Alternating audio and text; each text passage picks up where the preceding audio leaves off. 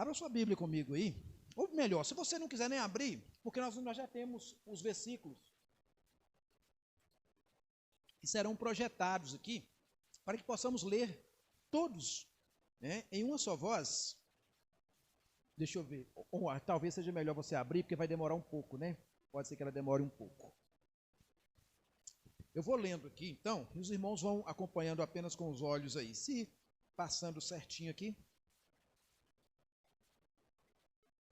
Evangelho de João, capítulo 4, do versículo 46 ao 54. Diz assim, irmãos, a palavra do Senhor. Segunda vez foi Jesus a Caná da Galileia, onde da água fizera vinho. E havia ali um nobre, cujo filho estava enfermo, em Cafarnaum. Ouvindo este que Jesus vinha da Judeia para a Galileia, foi ter com ele e rogou-lhe que descesse e curasse o seu filho, porque já estava à morte. Então Jesus lhe disse, se não virdes sinais e milagres, não crereis. Disse-lhe o nobre, Senhor, desce, antes que meu filho morra. Disse-lhe Jesus, vai, o teu filho vive. E o homem creu na palavra que Jesus lhe disse, e partiu. E descendo ele logo, saíram-lhe ao encontro os seus servos, e lhe anunciaram, dizendo, o teu filho vive. Perguntou-lhe, pois, a que hora se achava melhor? E disseram-lhe, ontem, às 7 horas, a febre o deixou. Entendeu, pois, o pai que era aquela hora, a mesma em que Jesus lhe disse, o teu filho vive. E creu ele e toda a sua casa. Jesus fez este segundo milagre, quando ia da Judeia para a Galileia. Então, irmãos, baseado aí nesse tema, né, os efeitos das palavras de Jesus, esse será o nosso tema para o nosso bate-papo essa noite, né? Há um ditado que diz que raio não cai no mesmo lugar 2 vezes. Há vários ditados sobre isso, né? Sobre chances, sobre oportunidades. Há um ditado também muito antigo que diz, um provérbio antigo que diz que cavalo selado não passa 2 vezes no mesmo lugar. Mas uma das coisas que eu aprendo com a palavra de Deus é que a Bíblia ela sempre vem para nos contradizer. A Bíblia ela está sempre nos confrontando. Ela está sempre nos mostrando o contrário daquilo que nós achamos que era, ou achávamos que fosse. A Bíblia está sempre nos mostrando algo diferente. A Bíblia está sempre trazendo uma novidade para nós.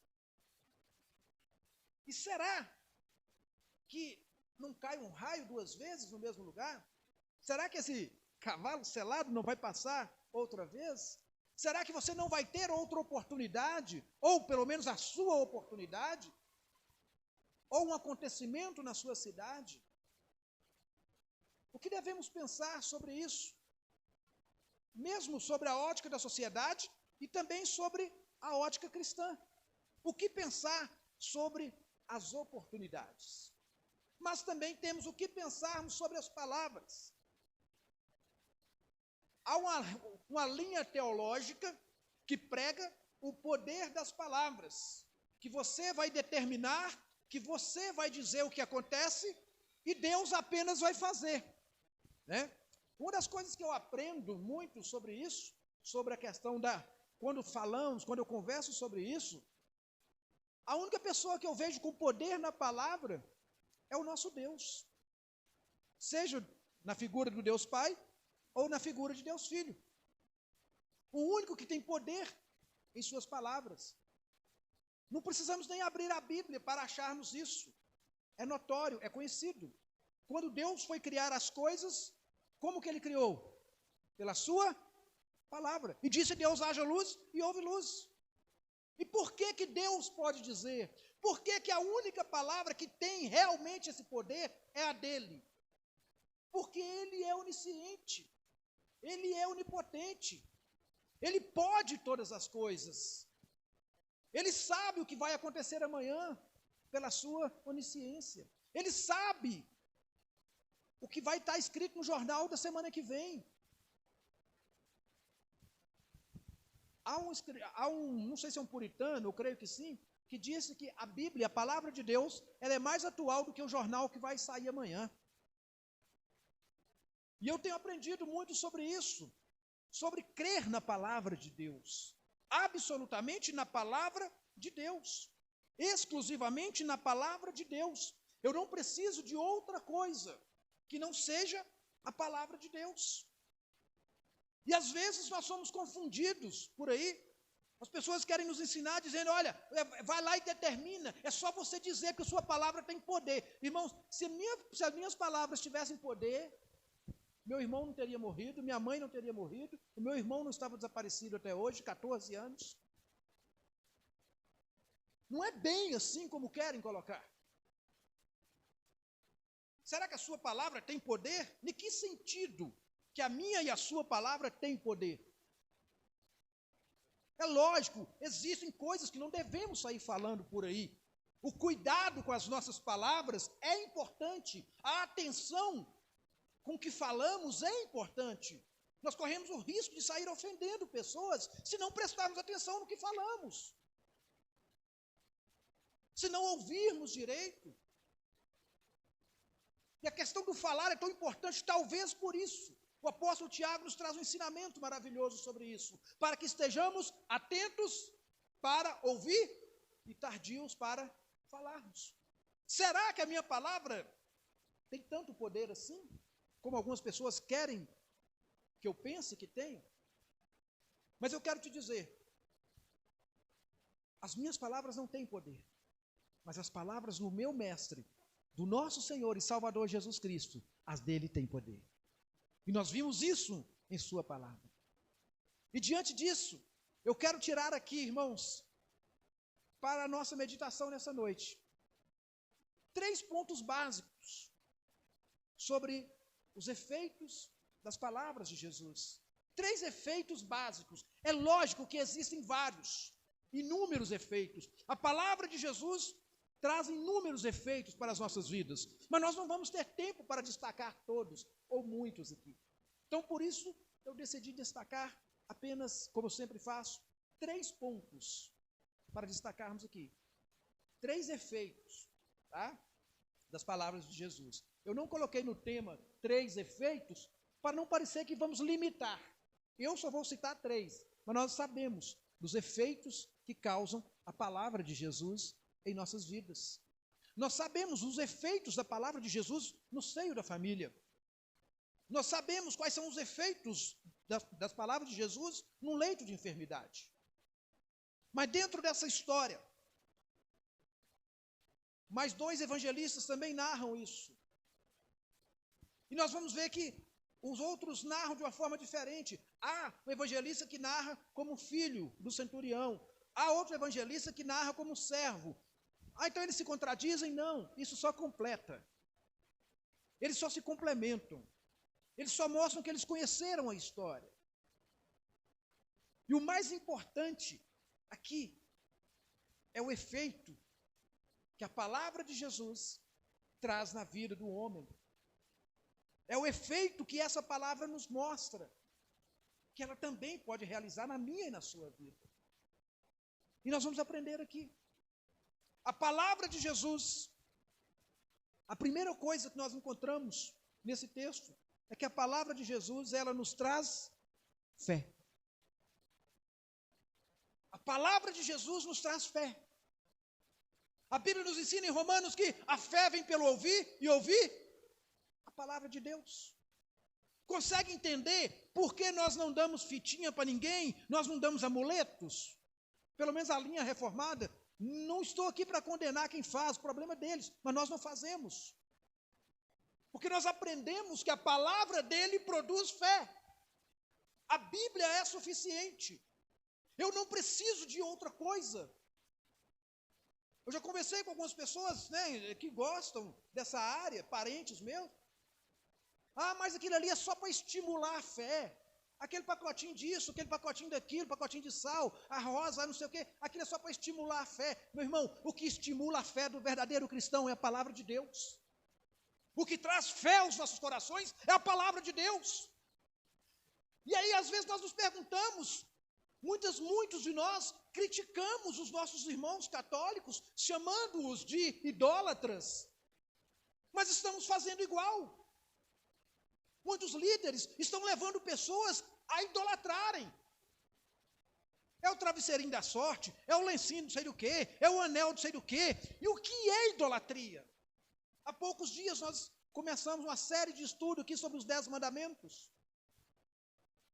E eu não falei apenas da idolatria com respeito à adoração a imagens. Eu falei da idolatria gospel. A idolatria gospel que tem tomado conta do meio do povo de Deus, onde a palavra de Deus parece já não ter mais efeito, onde eu preciso ver, onde eu preciso apalpar. Não, pastor, é só um estimulante, essa rosa aqui é só para estimular a fé da pessoa, é só para ela ver. Sinceridade, eu dou liberdade, me confrontem. É assim que a Bíblia ensina? Eu preciso ver para crer? Bem-aventurado os que não viram e acreditaram. Eu não preciso ver para crer. Eu só preciso crer. Nada mais do que isso. Crê somente e verás a glória de Deus. E essa fé, ela só vai vir quando eu ouvir a palavra de Deus. Olha o que diz aí o versículo 50. Quando Jesus responde àquele moço, vai, disse-lhe Jesus, teu filho vive. E o que o homem fez?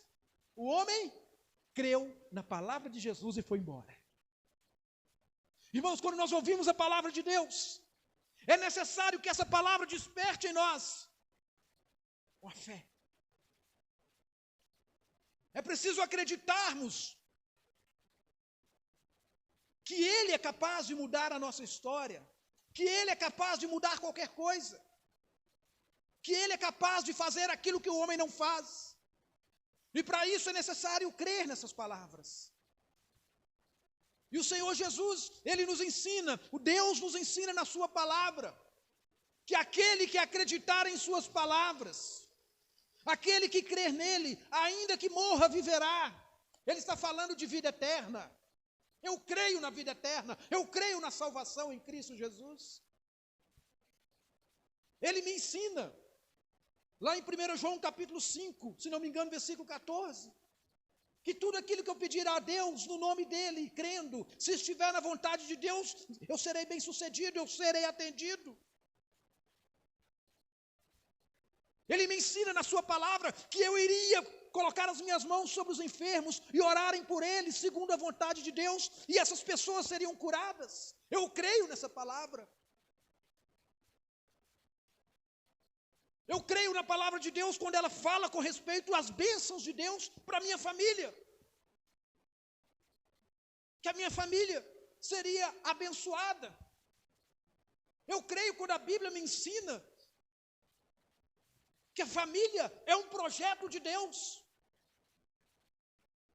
O mundo está ensinando por aí. A sociedade está dizendo que a família está falida. Casamentos estão se acabando, porque pessoas estão acreditando naquilo que a sociedade está dizendo. Tanto é que os casais brigam. Qual que é o primeiro pensamento? Separa. Por quê? Porque a sociedade está dizendo. A sociedade está dizendo para as pessoas. A sociedade está dizendo para as mulheres: não, vocês são independentes, você não precisa de homem para poder viver, não. Ouvira também fala para o homem: ah, não, larga aquela mulher, rapaz, você tem condição de manter uma outra pessoa. É isso que a sociedade está dizendo. Seja direta ou indiretamente. Ela está querendo dizer que a família é um projeto falido. Mas a palavra de Deus me diz que a família é bênção do Senhor. A palavra de Deus me ensina que os filhos são bênçãos para os pais. Eu preciso crer nessa palavra. Quando eu ouço essa palavra, o meu coração precisa ser revestido de fé. Eu preciso estar revestido. E na armadura de Deus, a fé está incluída nessa armadura. A fé. palavra, um dos efeitos das palavras de Jesus é que ela nos traz fé. Eu não sei o que nenhum de vocês aqui está passando, mas o que eu sei, a Bíblia me ensina que se você entregar o seu caminho ao Senhor, confiar nele, tudo mais ele fará. Isso pode gerar fé no seu coração. Se você crê nessa palavra, isso pode fazer mudança na sua vida. A palavra do Senhor, o salmista nos diz, uns confiam em carro, outros confiam em cavalos, mas nós, porém, confiamos no Senhor, nosso Deus. Você confia em Deus? A palavra dele é suficiente para você? A palavra dele é suficiente para o seu casamento? A palavra dele é suficiente para o seu trabalho? A palavra dele é suficiente para a sua vida? O que ele disse está dito? Eu me lembro, alguns anos atrás, eu chegava em casa, depois da escola dominical, e já pegava, tinha o canal, né, eu não sei como que está hoje, nunca mais ouvi, nem sei se tem em rede de televisão, o canal Super, do pastor Márcio Valadão. Eu ia chegar, eu já não podia, eu já não estava chegando de escola dominical, eu pegava só o finalzinho da escola dominical dele, eu achava muito interessante, sempre quando o pastor Márcio Valadão terminava os seus cultos. E era muito interessante, eu gostava daquele finalzinho. Quem já foi de lá, ou conhece lá, ou já ouviu mensagens do pastor Márcio Valadão, vai saber do que eu estou dizendo. Como que ele terminava? Você é o que Deus disse que você é. Você tem o que Deus disse que você tem. E tem mais? É porque a Bíblia diz que você tem. A palavra, eu sou o que a Bíblia diz que eu sou, meu irmão. E o que a Bíblia diz que eu sou? O que a Bíblia diz que você é? A Bíblia me diz que se eu estiver em Cristo, eu sou mais do que vencedor. É isso que a Bíblia está me e te dizendo. Se você estiver em Cristo, você é mais do que vencedor. A Bíblia está me e te dizendo que as coisas velhas já passaram e que nós devemos viver novidade de vida. É isso que a Bíblia está me dizendo. Então é isso que eu sou, uma nova criatura, porque a Bíblia diz que eu sou uma nova criatura e eu preciso crer nisso. A palavra de Deus, as palavras de Jesus, elas produzem fé, ela nos traz fé. O texto que eu citei aqui, né, de Romanos, né, que a fé vem pelo ouvir a palavra de Deus, é em Romanos 10, 17. Né, Paulo disse, e assim a fé vem pela pregação, e a pregação pela palavra de Deus. Por isso, irmãos, nós precisamos ficar atentos. A fé tem que vir pela palavra, não por outra coisa. Não por amuleto, não por nenhum tipo de idolatria, mas sim única e exclusivamente pela palavra de Deus. A segunda coisa, irmãos, baseado nesse texto, é que o segundo efeito da palavra de Jesus é que essa palavra nos traz vida. Jesus disse, o homem creu, e o que aconteceu? Versículo de número 51 do capítulo 4. Já ele descia, quando seus servos lhe vieram ao encontro, anunciando-lhe que o seu filho vivia. A palavra de Jesus, ou as palavras de Jesus, produzem vida. Que coisa maravilhosa. E por que as palavras de Jesus produzem vida? Porque Ele é a vida. É muito lógico, é muito fácil de se entender. Porque Ele é a vida. Ele disse isso. Eu sou o caminho, a verdade e a vida. Não tem outro recurso, não tem outro caminho. Mas não foi somente Ele quem disse isso. Mais pessoas disseram isso. Em especial Pedro. Depois você chegar em casa, pega a sua Bíblia. Aí no mesmo Evangelho de João, onde nós lemos, só que um pouquinho mais adiante, no capítulo 6, no versículo de número 60 em diante, mais ou menos ali, mas boa parte do capítulo 6, irmãos, vai nos trazer uma gama de pessoas que seguiam Jesus. Um número muito grande de grupos de pessoas que seguiram Jesus. Ali você vai achar gente de todo tipo. Ali você vai achar pessoas que seguiam Jesus para encontrar um tropeço nele, para tentar prendê-lo. Ali você vai achar pessoas que seguiam Jesus só para ver se os milagres eram verdadeiros. Ali você vai encontrar pessoas que seguiam Jesus só para comer, porque sabia que quem estava perto de Jesus não sentia fome, porque sabia dos milagres. Ali você vai encontrar especuladores. Então tinha gente de todo tipo. Tinha não, tem até hoje. Gente de todo tipo que procura seguir Jesus, por diversos motivos. Mas seguir Jesus não é fácil. Não estou dizendo que é difícil, que é impossível, que é pesado. Pedro falou que não é pesado.